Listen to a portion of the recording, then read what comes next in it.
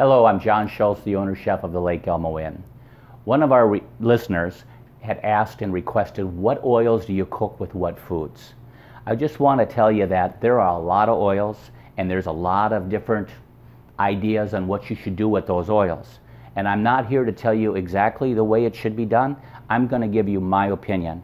There are a lot of ways, and I'm not going to tell you any of them are wrong, but it just seems wrong to me. For an example, would I use sesame oil to cook an Italian dish? I think that's just morally wrong. Or use olive oil to cook an Oriental dish.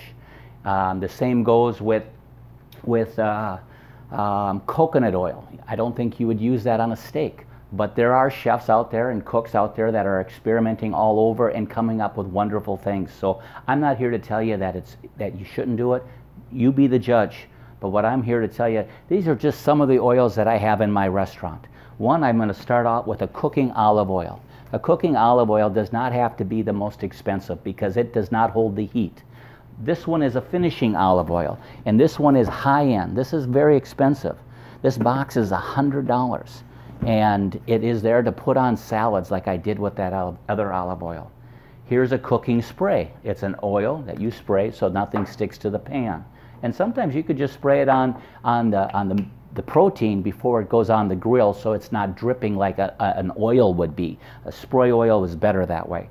Truffle oil, very expensive, very unique, and very powerful. You got to be very careful on what you use it for. Truffle oil, truffle fries, French fries with a little bit of this sprayed on is a wonderful thing on risotto, steaks, fish, but be careful, it is powerful. This one, another powerful one. This one I don't recommend cooking with. This one is a pure orange oil. Again, very expensive, but this gives me my flavor of my zesty orange vinaigrette that I use on my pecan chicken salad.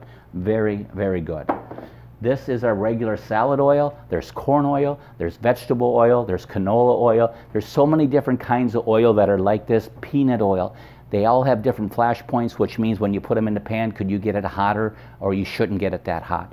This good olive oil, you don't want to put in a hot pan. You want to do that in cold. This one you can saute in this one with no problem. The same goes with the vegetable oil. Here you got pumpkin seed oil. Again, another flavor for dressings and maybe some cooking in moderation. When you get these little bottles that are specialized, sometimes they're not made to be taken in its full strength. They're used to accent. Coconut oil, probably something you're going to hear a lot more of in the future. Very, very good for you, very organic, very tasty, and we do a sweet potato that we do with coconut oil and cilantro and lime and poblanos and jalapenos. That's to die for. I absolutely love it. Walnut oil. Love walnut oil. Again, another one of those finishing oils that you put in a dressing. Probably not so much for cooking. If you do, do it in moderation with maybe a little vegetable oil so you pick up that walnut flavor that you're looking for. And here's a very, very powerful one, the toasted sesame oil. I can't eat this straight. I can't saute with it. I have to cut that with either a peanut oil or a salad oil. I want the flavor of those toasted sesames, but I don't want the power of that because to me, it turns me off. And then this here, our good friends down at Stillwater, the olive oil company, they have tremendous amount of different oils and balsamic vinegars that you can get. And this is just one bottle. And there's all kinds of flavors to experiment with, and they can certainly help you as well. And the most popular oil that I have, and the one I believe in the most, I believe in Mother Nature. And Mother Nature is giving us so many wonderful things, like olive oil. A lot of these, coconut oil, a lot of these are man-made, but this is the most elusive oil of all for me, which is pure butter. This is what you'd call ghee, and what you see in the store, very expensive in the store. This is clarified butter. So this is butter that you melt slowly till all the milk solids come out, and when you saute with this, you can get it hot, but you can't get it as hot as this oil or this oil because it will burn and it'll turn brown, and you don't want that to happen. But if I have to have a brown butter sauce, I'm using whole butter because I want that milk solid and those flavors from that browning. This does not brown quite the same because all that milk and the liquid that comes out of butter separates during clarification. One more thing. I mentioned the Revita olive oil. The Revita olive oil is actually has an item on our menu called the Revita Salmon Revita. And this here makes the difference on that salmon not being gamey. It takes it away. I can't tell you why. It's just the principle of the olive oil. This olive oil, I've tried it with these. This one works extremely well for me, and it's a dish that sells great for us.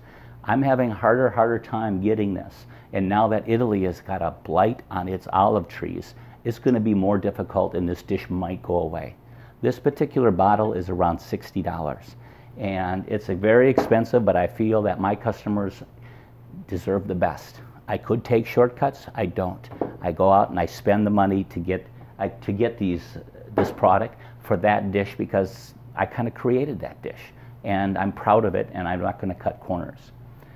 So that is the insider tip on what to do with oils. Again, be creative, try different things. I hope I gave you some input on what to use and what not to use in what situations. Again, sesame oil for Italian cooking, not good. Italian olive oil with Oriental cooking, not good. But you be the judge. What works for you, and that's really the bottom line. Thank you.